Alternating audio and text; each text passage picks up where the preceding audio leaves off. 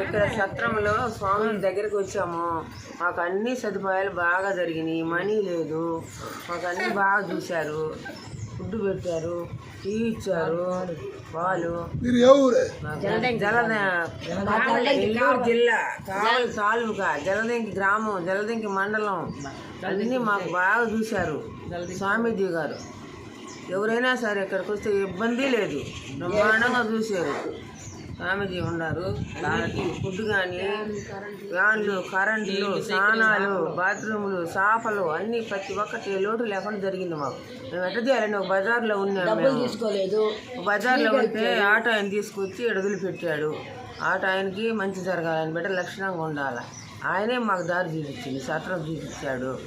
ఒక బజార్లో అరుగు మీద కూర్చొని అసలు లేలేక ఎట్ట చేయాలా అనుకుంటున్నాము. స్వామీజీ సత్రం చూపించాడు, మాకు అన్నీ మంచి జరిగినాయి. 10 మంది వచ్చాము, మాకు అన్ని సదుపాయాలు బాగున్నాయి, బాగా జరిగినాయి. స్వామి బాగా మమ్మల్ని బాగా చూశాడు, బాగా అన్ని లోటు లేదు. పెట్టాడు, టిఫిన్లు పెట్టాడు, అన్నీ బాగా జరిగినాయి.